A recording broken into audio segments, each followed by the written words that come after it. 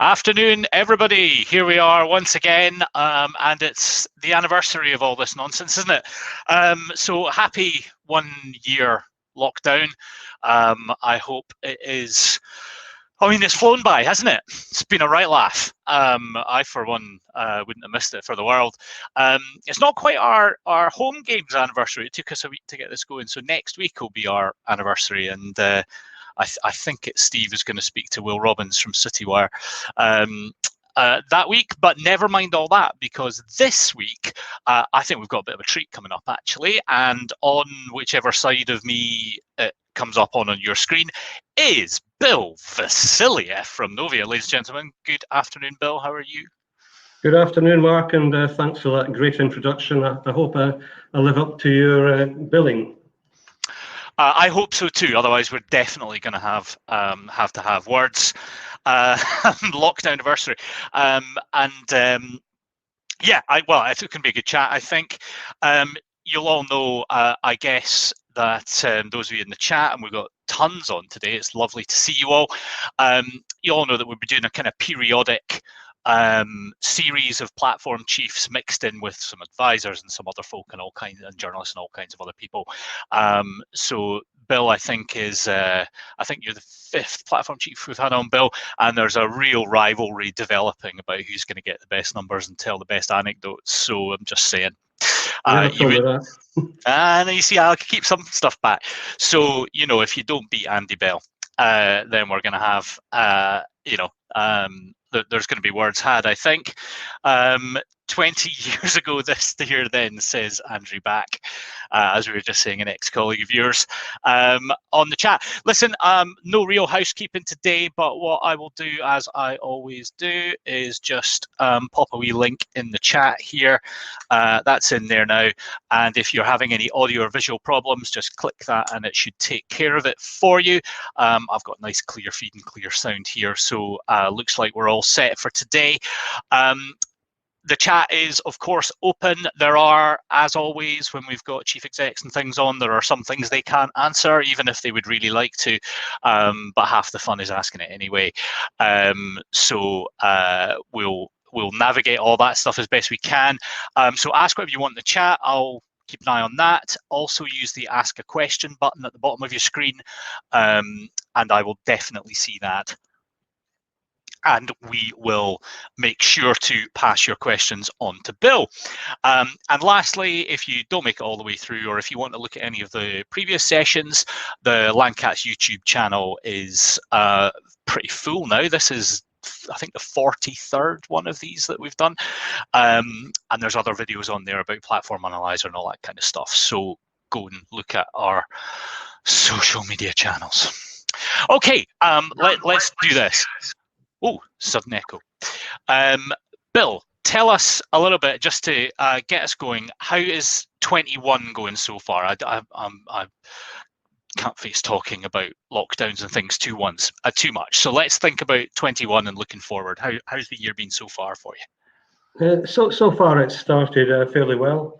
I think at the end of Q1 we'll be up to about 10% up on Q1 last year. And Q1 last year was considerably higher than the previous year, so overall it's got off to a good start. And our business target this year is about £2 billion. So and we're up to about just under 9 billion now. So we are looking for quite substantial growth this year, and feeling fairly optimistic that we'll achieve it. Good.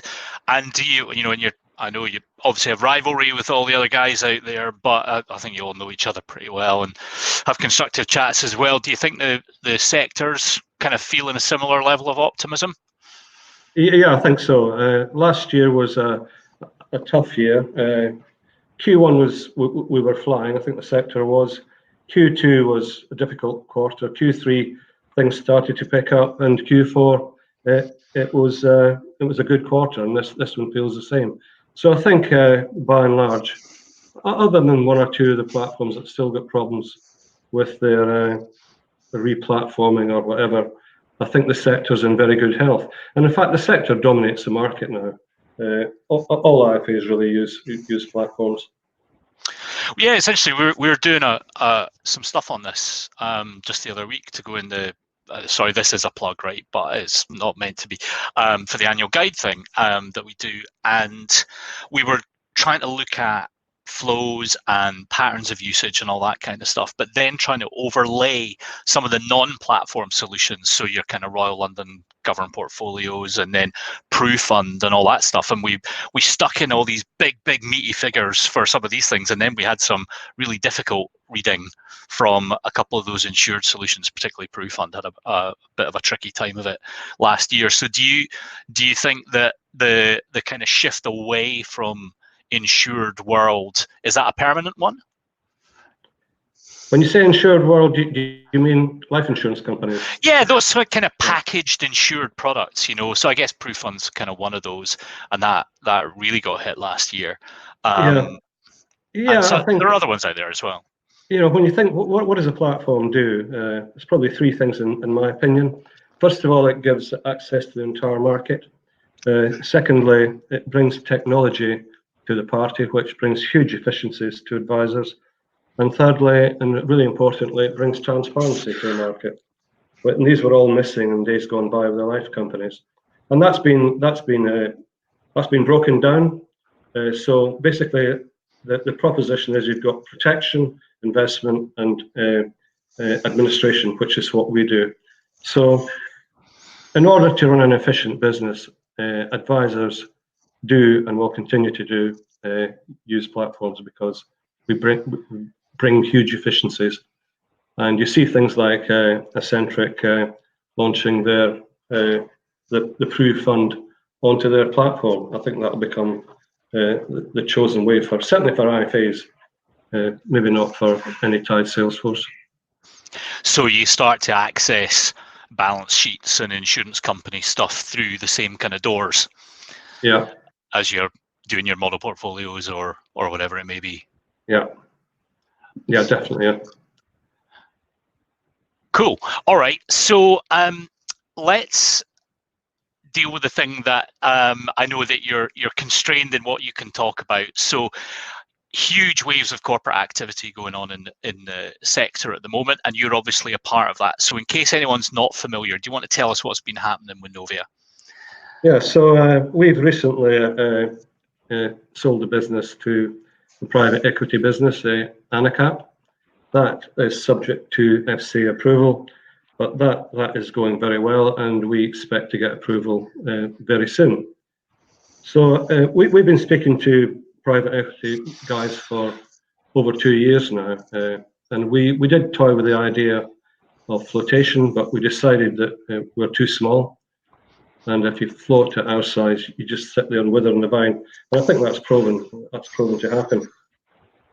So we've been speaking to PEs for, as I say, 2 years, and we've spoken to, I think, 3 of them at a very detailed level, which is we call detailed due diligence, and that is a very time-consuming and pretty intrusive exercise. And if you're easily offended, you can get very easily offended by due diligence, because the guys will come in and they'll ask you all sorts of things like, why didn't you do this? Why did you do that? And they'll ask you lots of times about it, and it gets very, very wearing and a bit. You might feel offended by it, but they're just doing their job. In terms of the PEs we've met, I say the guy got quite a bad rep and undeserved rep. My impression is that they're just a bunch of people trying to do a job. Their job is placing the fund, and they're taking big bets, so they have to be very intrusive. But I found all the PE guys that we speak effectively nice people. I would say that because they're my new boss. But they genuinely are nice people trying to do a job, and they tend to be very bright, very numerate, so they probe you very hard. And but ultimately, why the PE buy the business is because they think it's a very good business, and they want to continue to see the business grow, and they'll put money into it. So it's a very positive bet. And my understanding is that the big job that takes all the time for a PE is sifting out opportunities. and they will end up buying 1 in 100 roughly. So it's a big vote of confidence. They're in here to make the business grow, and I'm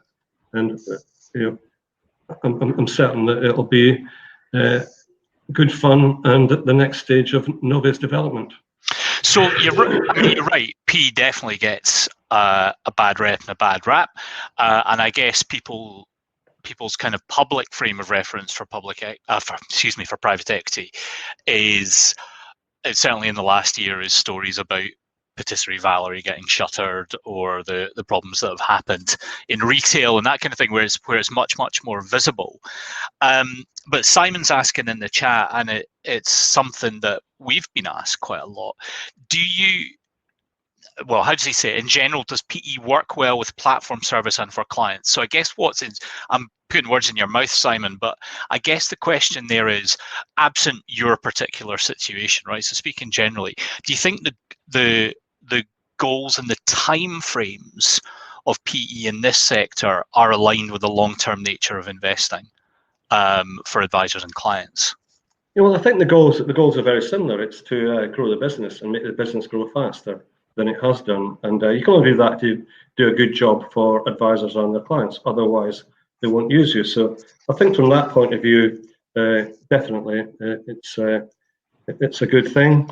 Timescales, PE typically have a timescale of 3 to 5 years, but that only means that they hope to get some of their investment back. I can't see how that's a bad thing.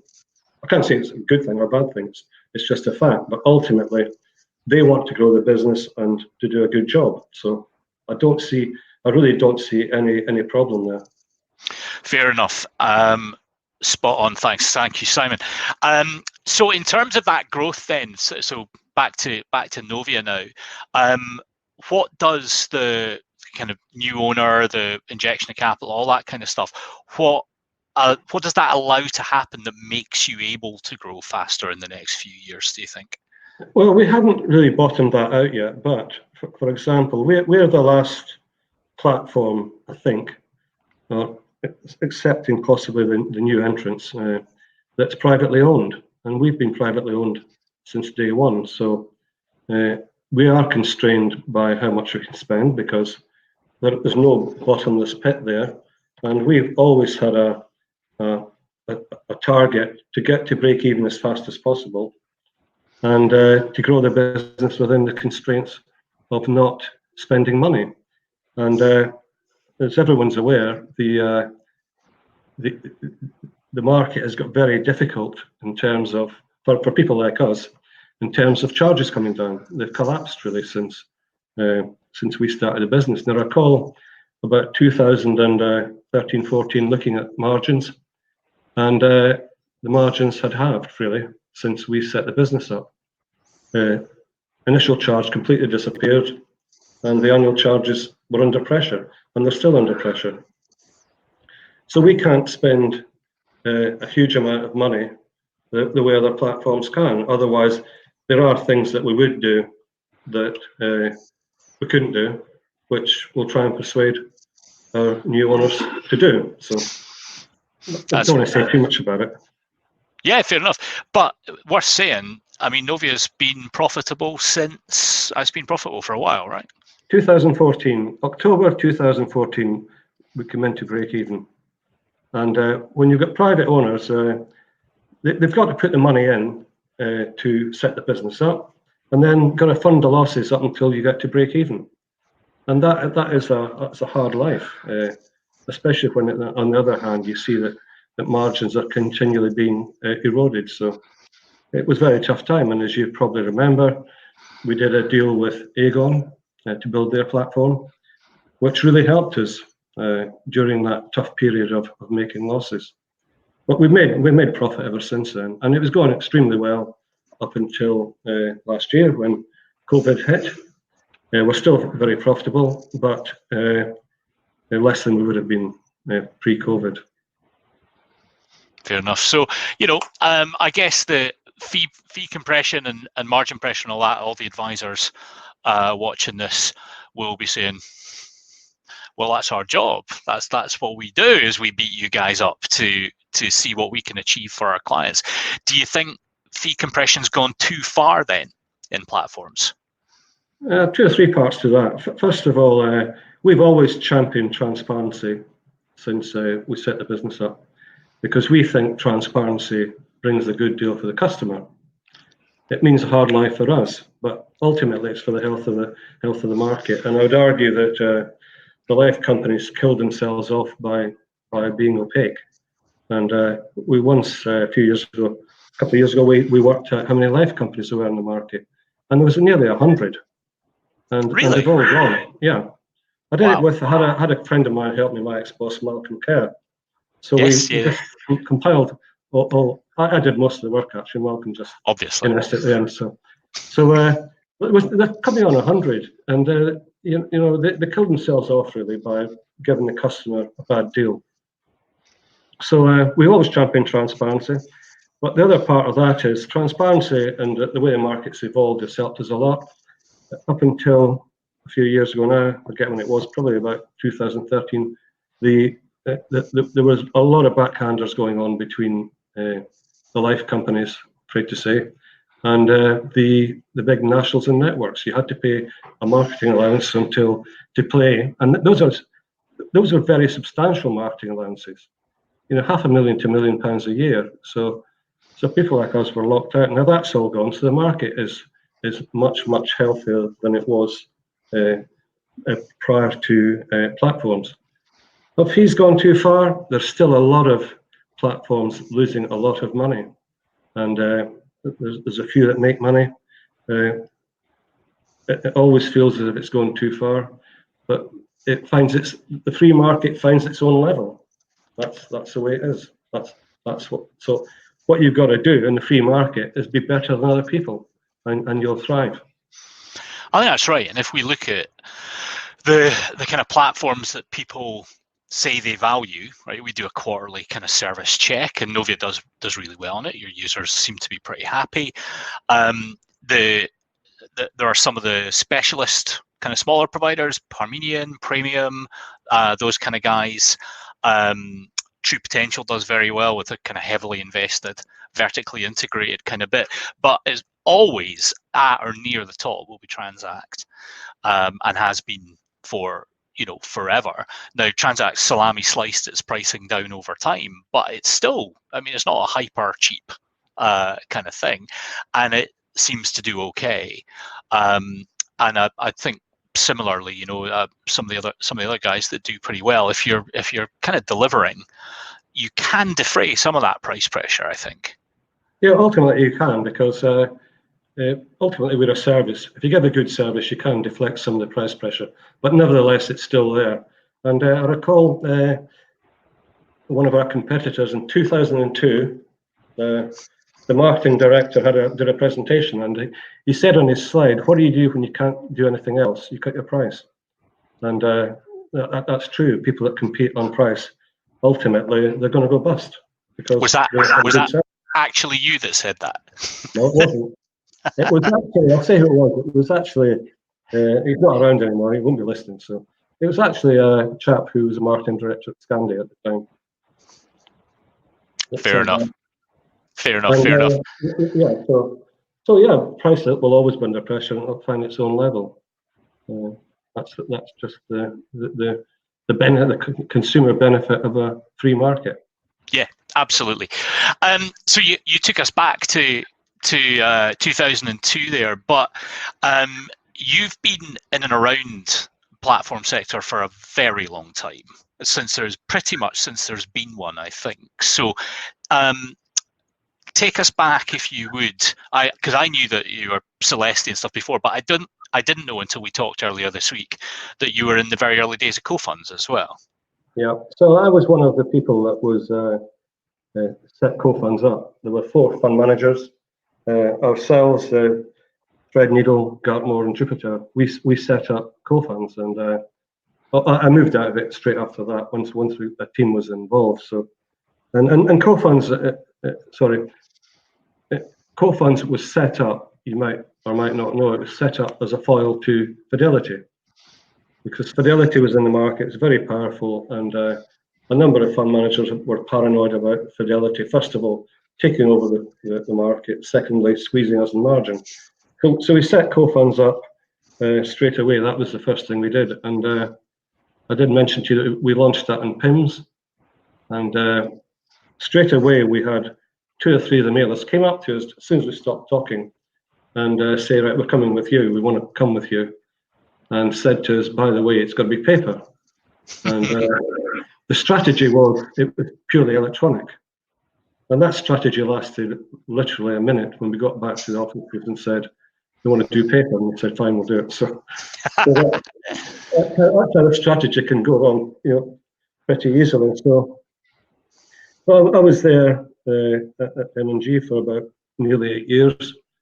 And I left with one of my ex-colleagues, Brett Williams, and 2 other people to set up Celestia. We set that up in 2001, and we did a lot first there. For example, we were the first people, I'm pretty certain, to offer online applications. We didn't demand a wet signature. And there were lots of discussions with lawyers and stuff like that saying, you've got a wet signature, blah, blah, blah. And they said, well, show us where does it say you got a wet signature? And actually, wet signatures don't bring you security. It's out of date concept. So we set Celestia up in 2001. We also were the first people to offer online tools, I think. Someone may correct me, but I'm pretty certain of that. Online tools and reporting functionality as well. And the whole gist of it was to bring efficiency into the market. And advisors would say to us, you want it online so you can save yourself work. We'd say, well, partly, but it's also to save you work. So it was to take a lot of the tools as well, were there to take a lot of the work away from advisors and help them to focus on advising. That's what it was there for. So I was there at Celestia in total, I guess it was about 5.5 years. And in 2005, Old Mutual said they were going to buy a Scandi and put them together, which they did in 2006. And at that point in time, I decided that we could do this ourselves. Myself and 3 colleagues needed a few £1 million to do it, so I went out and started looking for money to set up Novia. And that took me about a year to get the money. But by that time, we had also agreed with Infocomp, which is now GBST, to do our administration, who I know you know well. And it went from there. So I thought that the 4 of us had as good a chance as anyone to make the business work. Ultimately, when you set a business up, I think you've got to know what you're doing, and you've got to be prepared to tough it out, because it's going to be very tough.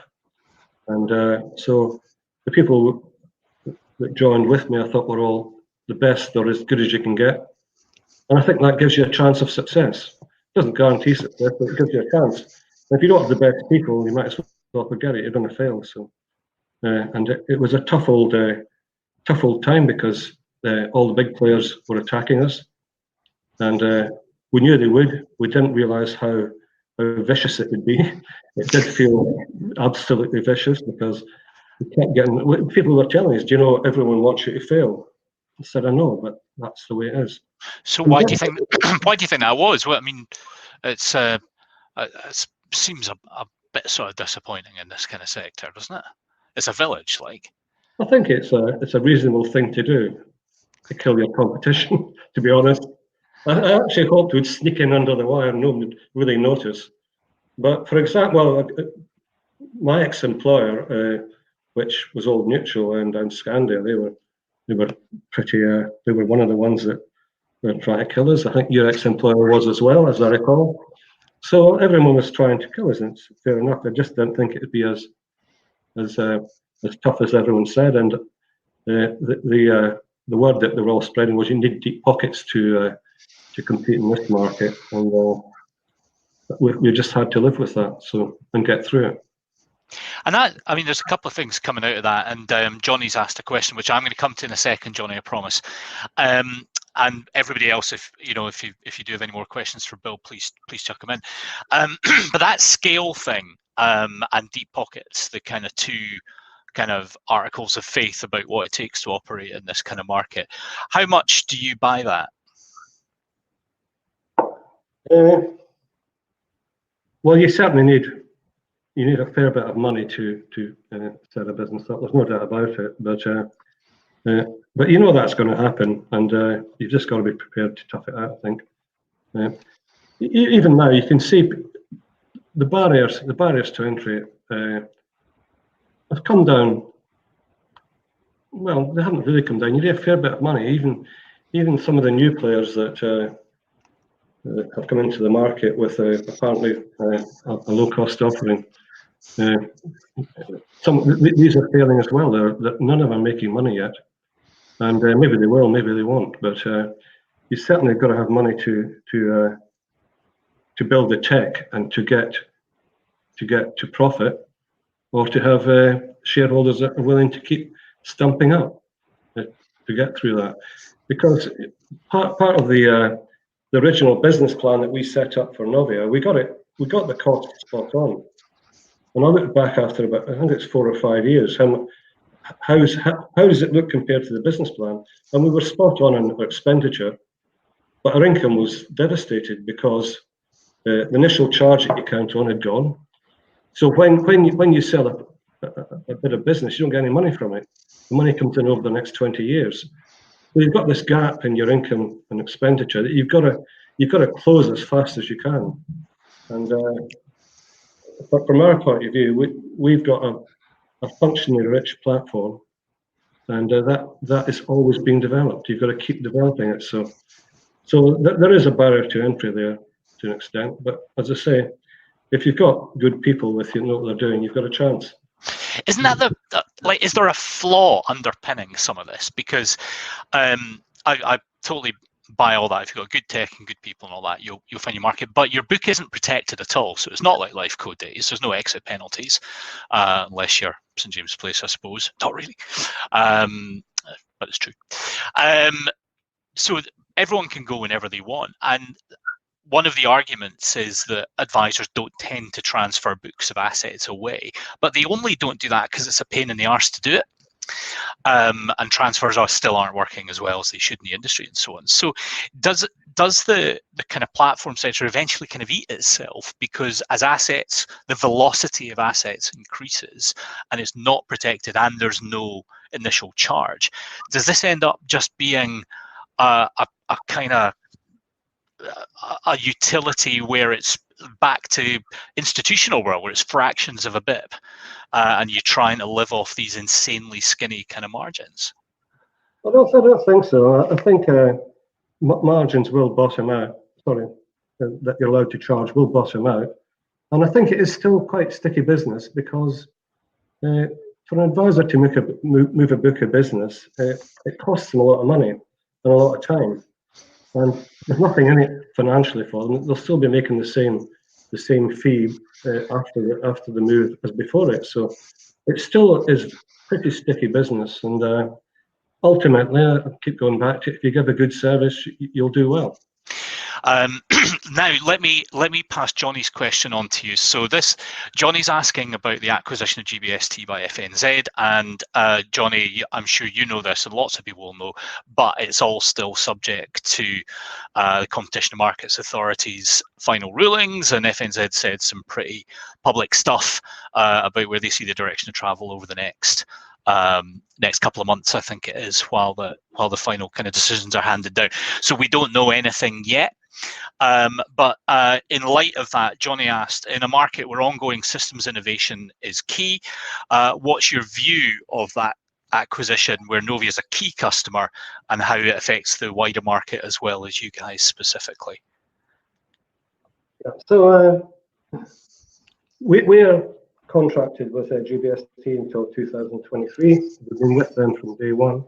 By and large, it works, and we've never had, touch wood, massive problems. So from that point of view, very good.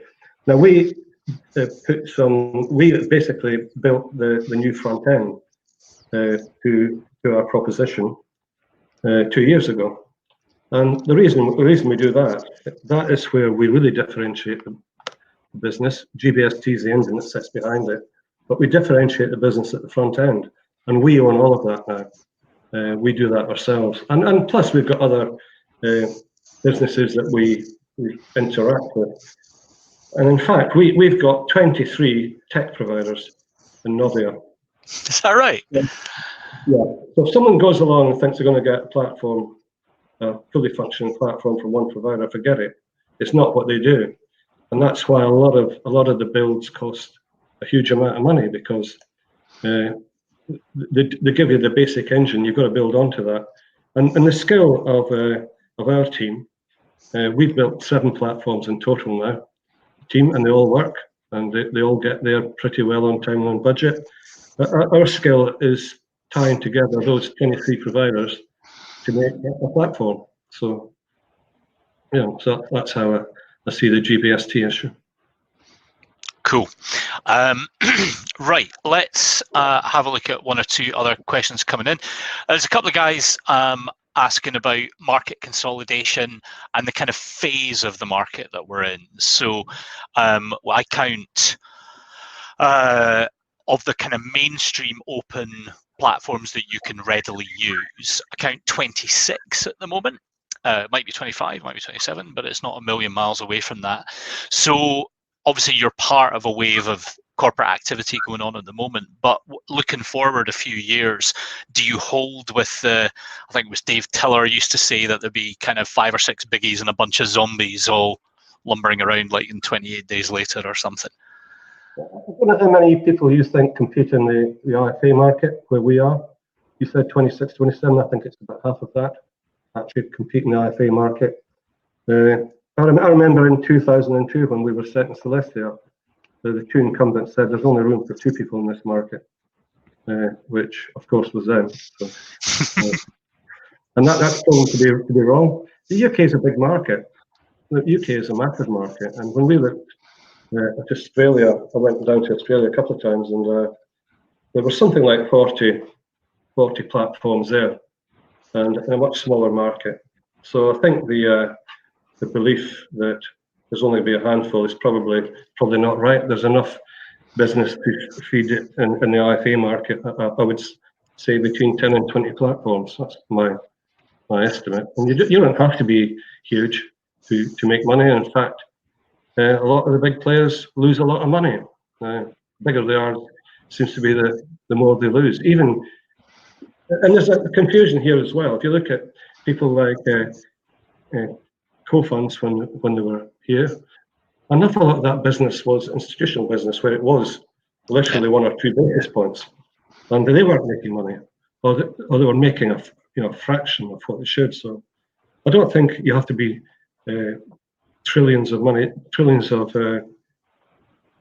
on the platform to make money. In fact, the most successful platforms, I would argue, are probably right now people like AJ Bell and Andy's listing. So well done, Andy, and Transact, and they give a very good service, and they thrive because of it. So I think there's room for a few more than 5 or 6. So talking to new entrants and service and all that kind of stuff. So there's obviously, well, not obviously, but there is this new model coming in where that service layer is either reduced a bit in return for maybe a keener price, or is stripped away entirely, and the advisor firm does its own and becomes the platform operator itself, with maybe just a kind of basic back or a little bit of back and middle at the platform technology provider end, I guess we'd say. So how do you think that's unlikely then in the model you're talking about with what firms want? Do you see that as probably a bit of a busted flush? Oh, we can't hear you now. Well, so far they're not making money, which can't you? Well, you faded out sure? for a minute. I can again now. Sorry, no, I've lost you again. Yeah, you faded out as well. So, can you hear me now? Yeah. No. Yeah. Yep. Sure. Yeah. Okay. Yeah. So is it busted? I don't think it's a busted flush. They're struggling to make money, which you expect because the margins are very thin, and I think this idea of going without a service layer is a challenge, because as I said a minute ago, the ones that are really succeeding are the ones that give excellent service. And an advisor shouldn't think they'll go to this platform and everything will be rosy. They have to understand that there won't be the service there. There's no one there to pick up the phone half the time. So you're kind of on your own, and it can give a basic platform. I don't deny that, but as I said, we've got 23 tech providers, and if you go with one, you're going to get a very basic version of a platform, and you're going to have to accept that a lot of the service that we do, you won't get. So it remains to be seen. Yeah, it does, and I guess by your own experience, it took what Novia started 2008, was it, or 7 or 8? We did, but really we started trading January 2009, really. Yeah. And 14 was when you kind of passed into profit. So I guess these guys, fair's fair, they probably get five and a bit years to kind of see if they can do it, if they work in the same kind of way. And we'll have to see where it goes. I think that's really interesting. Matthew's asking you a cheeky question. He says, once Bill leaves Novia, is he going to set up another platform? And if so, what might it look like? Well, I think the answer is no. Despite my good head of hair, I'm 65 years old now. I don't think anybody can believe that, Bill. We just can't countenance that. And the idea of setting another platform up doesn't appeal, no. So no, the answer is definitely no. Here's a good question, though. I think a good question jumping off from Matthew. If you were going to set one up, though, would it look like Novia again, or would you do something different? 13, 14 years on. I've never thought about that. So it's difficult. Me neither, and I didn't ask you it before, so it's an unfair question. But I thought I'd ask it anyway. No, I think it's important when you set a business up, you know the market you're going into, and myself and the people that set this up have been in the advisor market for a long time, and it's going to be tough. To get market share is going to be really difficult, especially when the competition's trying to kill you off. And I can't really see why it'd be an awful lot different. Right now, we'd probably spend a bit less on some of the peripherals that we do. It'd be a bit different, but in essence, it would still be the same because it's the market we know. Yeah. And a typical thing for us to ask guys like you that come on is things that you're particularly proud of and things you think, God, I wish I'd done that differently. Maybe in your Novia phase, what are your kind of regrets and proud points? Well, we've always been very innovative, and actually we've had to be innovative to get a space in the market, right back to Celestia days, and it's the constant innovation that we do that you're probably most proud of. I mean, one of them would be DFMs on platforms. We were the first platform to start doing tie-ups with DFMs, and that's pretty ubiquitous now again. But we were first there. We've set up our own DFM that now it's different generally to the other DFMs.